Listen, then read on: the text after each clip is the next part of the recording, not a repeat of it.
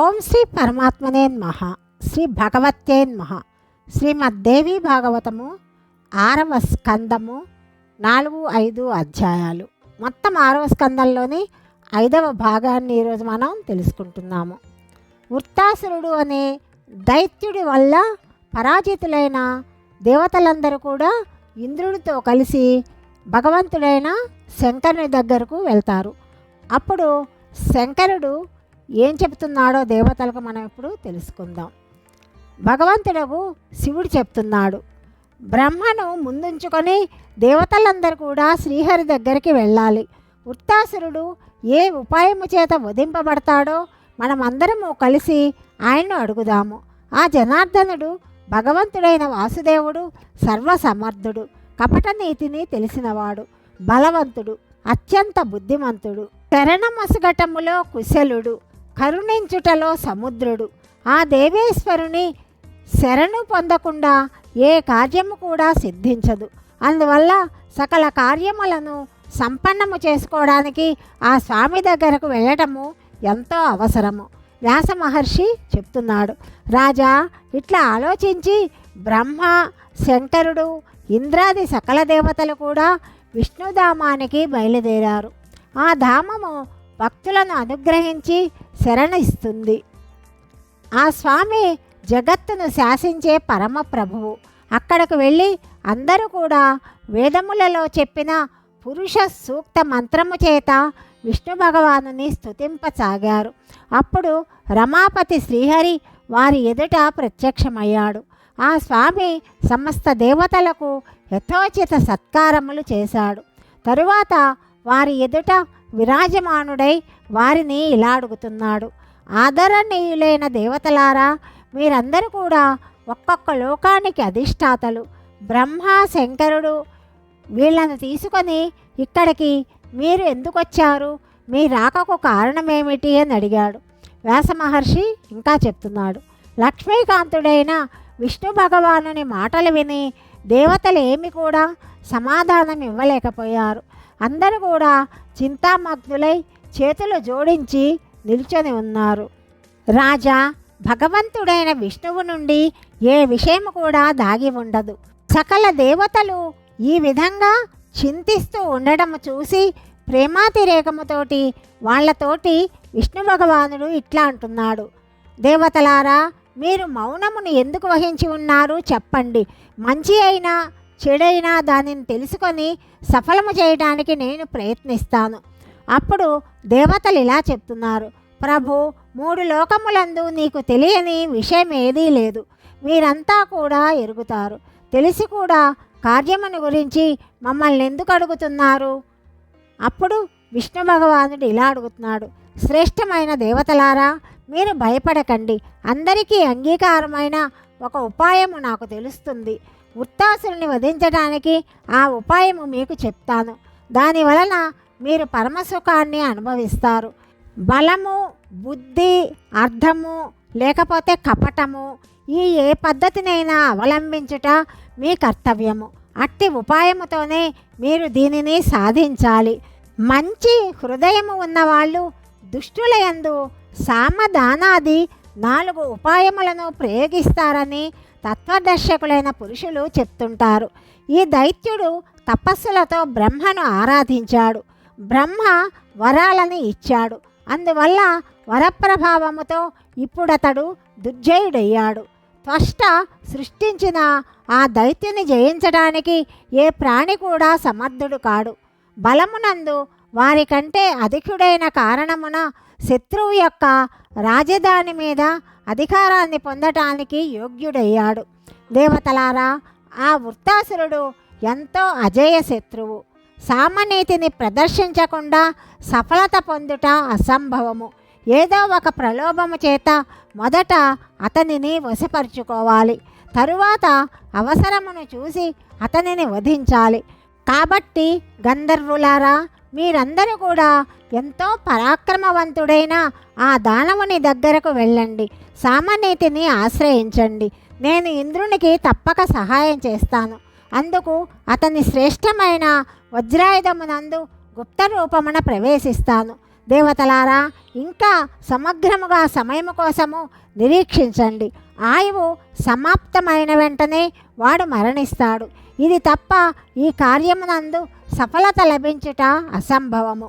గంధర్వులారా, మీరు వృత్తాసురుని వద్దకు వెళ్ళండి. అతనితో సంభాషించి ఇంద్రునితో మైత్రిని కలగచేయండి. లేకపోతే ఈ కార్యము జరగదు. స్వయముగా నేను వామన రూపమును ధరించి బలిచక్రవర్తిని వంచాను.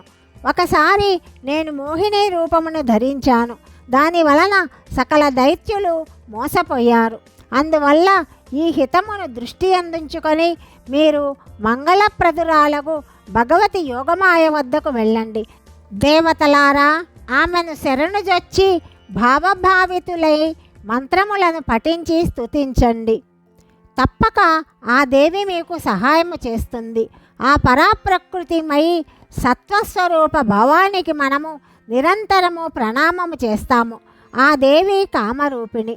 ఆ మాత కృప వలన సిద్ధియు కోరికలు సులభమవుతాయి. దుష్టులకు ఆ తల్లి దర్శనము దుర్లభము. ఆ దేవిని ఆరాధించుట వలన కేవలము ఇంద్రుడే సంగ్రామ రంగమున శత్రువులను వధించగలడు. ఎందుకంటే మోహిని స్వరూప భగవతి యోగమాయ ప్రభావము వలన ఆ సమయమున వృత్తాసురుడు మోహితుడై ఉండవచ్చు. అట్టి స్థితిలో ఎంతో సులభముగా ఆ దైత్యుడు వధింపబడతాడు.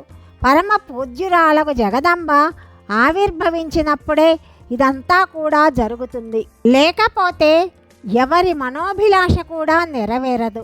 సకల కారణములకు కారణమైన దానిని తనలో విలీనము చేసుకొని ఆ దేవి గుప్త రూపమున సర్వత్రా విరాజమానురాలై ఉంటుంది. అందువలన మహానుభావులైన దేవతలారా, మీరు శత్రు సంహారము చెయ్యడానికి ఎంతో భక్తి శ్రద్ధలతో విశ్వజనని అయిన దేవిని ఉపాసించుటయందు తత్పరులు కండి. సాత్విక వృత్తిని అవలంబించి ఆ ప్రకృతి దేవిని ఆరాధింపండి. పూర్వకాలము నాటి విషయము. నాకు కూడా మధుకైటబులతో అత్యంత భయంకరమైన యుద్ధము చేయవలసి వచ్చింది. 5000 సంవత్సరముల వరకు యుద్ధము జరుగుతూనే ఉన్నది. అప్పుడు వారు సంహరింపబడ్డారు. అప్పుడు నేను ఈ పరమ ప్రకృతి భగవతి జగదాంబను స్తుతించాను. అత్యంత ప్రసన్నురాలై ఆ దేవి మధుకైటబులను మోహింపచేసింది. అప్పుడు నేను వారిని వధింపగలిగాను.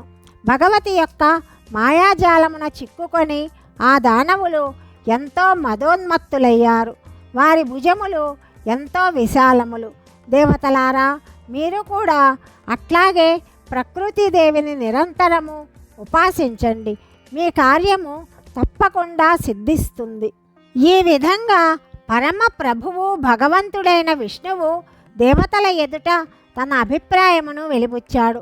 అప్పుడు దేవతలు సుమేరు పర్వత శిఖరానికి వెళ్ళారు. పారిజాత వృక్షములు ఆ శిఖరము యొక్క శోభను పెంపొందింపజేస్తున్నాయి. ఏకాంత స్థానమున కూర్చొని జపతపములను ధ్యానములను చేయడం ప్రారంభించారు. ఆ దేవి సృష్టి సంహారములందు లగ్నమై ఉన్నది. భక్తుల అభిలాషను నెరవేర్చుట ఆ దేవి స్వాభావిక గుణము. ఆ దేవిని సేవించుట వలన సాంసారిక క్లేశములు దూరమవుతాయి.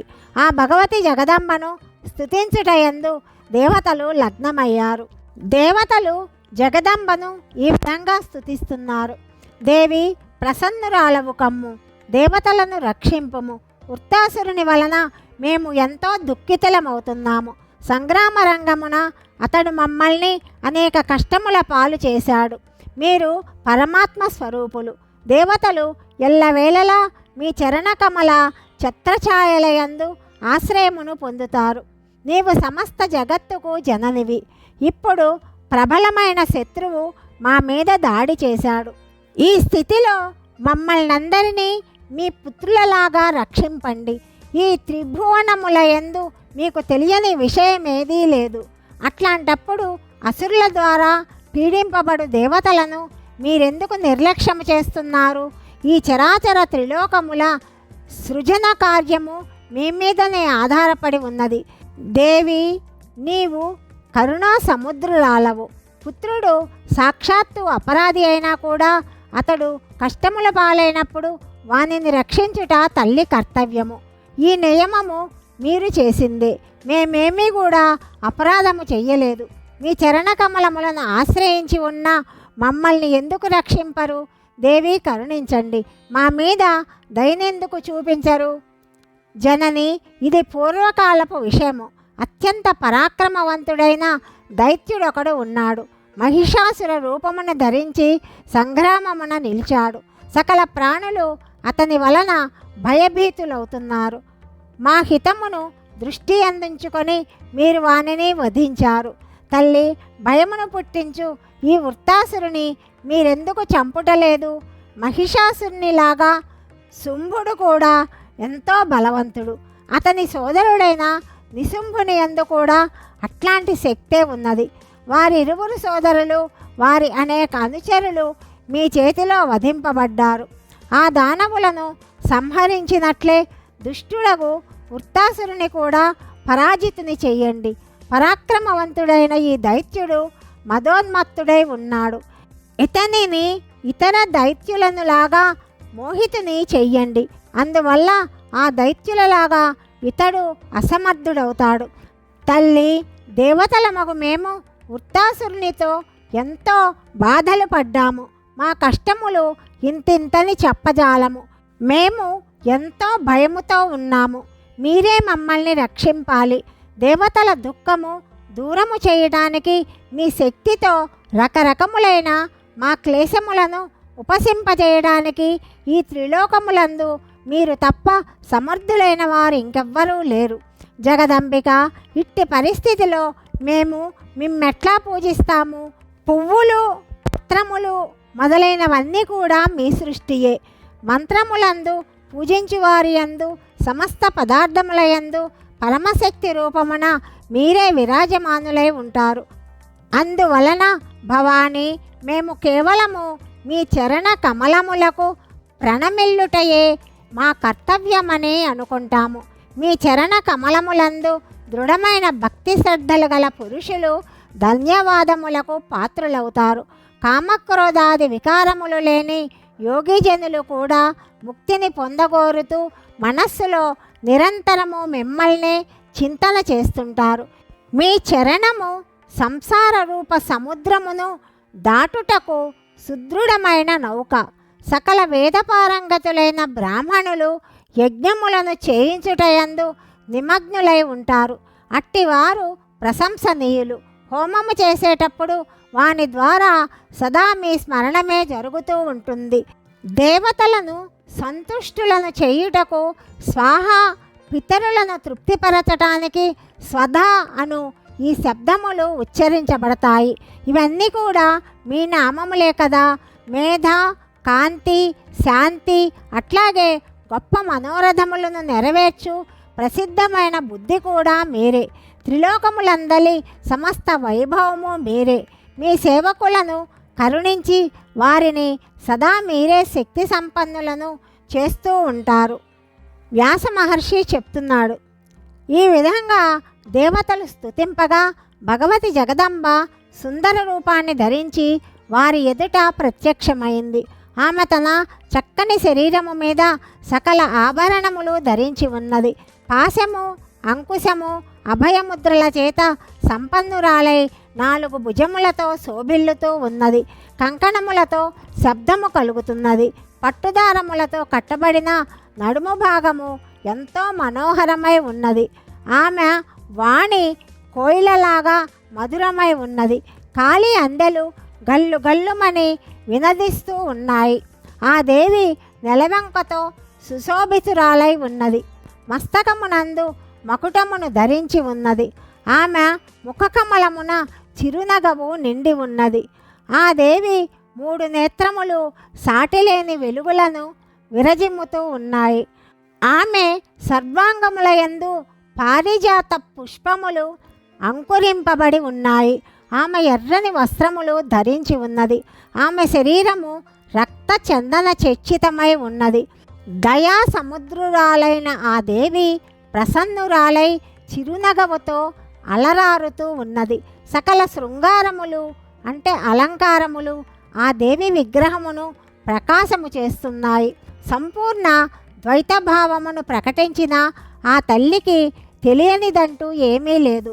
సర్వము సృష్టించు ఆ దేవి అఖిల అధిష్టాన స్వరూపిణి.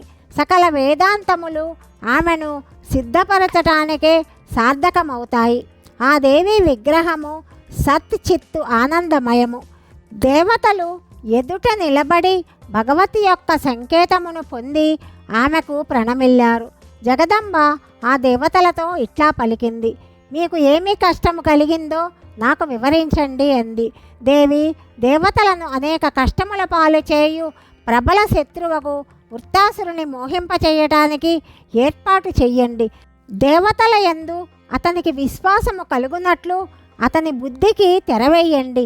శత్రువులను వధించు శక్తిని వారి ఆయుధములందు నింపండి. వ్యాసమహర్షి చెప్తున్నాడు, రాజా చాలా మంచిది, అట్లాగే అగుగాక అని పలికి జగదంబ అక్కడే అంతర్ధానమైంది. సకల దేవతలు ప్రసన్నులై తమ తమ స్థానములకు వెళ్ళిపోయారు. 4-5 అధ్యాయములు సమాప్తము. 6-7 అధ్యాయముల గురించి తదుపరి భాగంలో తెలుసుకుందాం. సర్వం శ్రీకృష్ణార్పణమస్తు.